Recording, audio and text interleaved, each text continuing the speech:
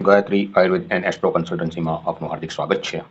હું ડૉક્ટર ભાવેશ આરમોડ આ ચેનલમાં આપનું સ્વાગત કરું છું.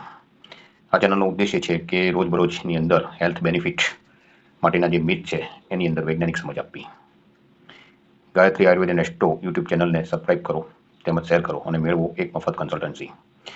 સ્ક્રીનશોટ સાથે આપણી શારીરિક માનસિક સમસ્યાને 7405453308 ઉપર વોટ્સએપ કરો.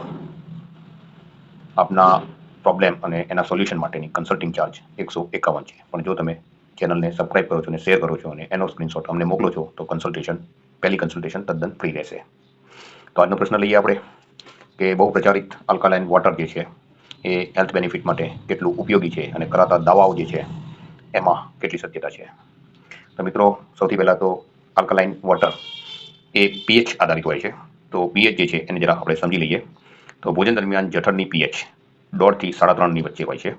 જઠરમાં હાઇડ્રોક્લોરિક એસિડ હોય છે જે ખોરાકના પાચન માટે અને બેક્ટેરિયા જેવા હાનિકારક સૂક્ષ્મ જીવાણુને મારવા માટે ખૂબ જ એસિડિક વાતાવરણ બનાવે છે. જો કે જ્યારે ખોરાક જઠરમાં પ્રવેશે છે ત્યારે પીએચ થોડું વધે છે, લગભગ 6 સુધી પહોંચી જાય છે, પરંતુ પાચન પ્રક્રિયા દરમિયાન ફરીથી ઘટી જાય છે.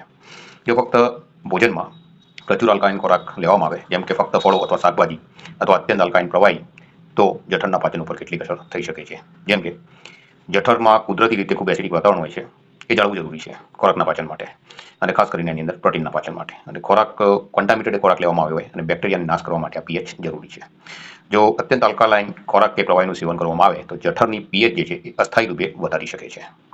પાચન ઉત્સેચકો પરની કાર્યક્ષમતા ઉપર અસર. ઉત્સેચકો જે છે એને એન્ઝાઇમ્સ કહેવામાં આવે છે અને જઠરમાં પ્રોટીનનો પાચન કરતો મુખ્ય ઉત્સેચક જે છે એને પેપ્સિન કહેવામાં આવે છે, જે ફક્ત એસિડિક વાતાવરણમાં જ સક્રિય થાય છે અને શ્રેષ્ઠ રીતે કાર્ય કરે છે. એ જ રીતે પેપ્સિનની કાર્યક્ષમતા જે છે એ પીએચ વધી જાય તો ઘટી શકે છે. જઠરનું ઊંચું એસિડિક વાતાવરણ ખોરાક સાથે મોટાભાગના બેક્ટેરિયાનો નાશ કરે છે. એટલે ચેપી ખોરાક અથવા ખોરાક દ્વારા ચેપ ના લાગે એના માટે પીએચ હાઈ હોવું જરૂરી છે.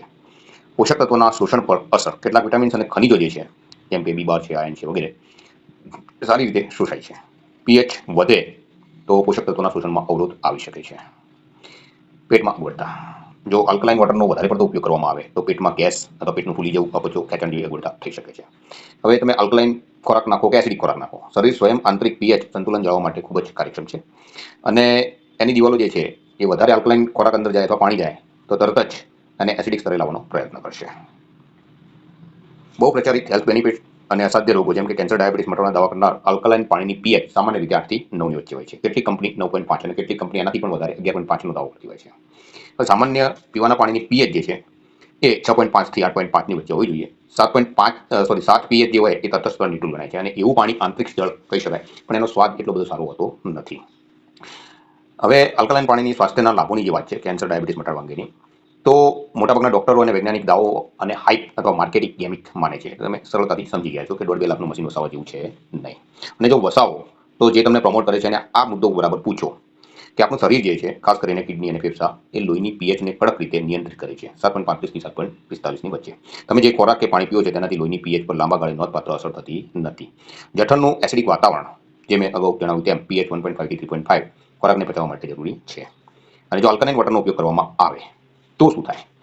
તો પેટમાં અસ્વસ્થતા આવશે, ઉબકા આવશે, ઉલટી થશે, ઇલેક્ટ્રોલાઇટ્સ ઇમ્બેલેન્સ થશે અને ખાસ કરીને કિડનીની બીમારીવાળા લોકો માટે આ જોખમી થઈ શકે છે. તો મિત્રો, આપને ખ્યાલ આવી ગયો છે આલ્કલાઇન વોટર તમારા માટે કેટલું ઉપયોગી છે, કેટલું નુકસાનકારક છે. તો આવા જ પ્રશ્નો તમે મને પૂછી શકો છો અને આ રીતે એના જવાબ તમને મળી શકે છે. ગાયત્રી આયુર્વેદ એન્ડ એસ્ટ્રોને સબસ્ક્રાઇબ કરો, શેર કરો. ધન્યવાદ.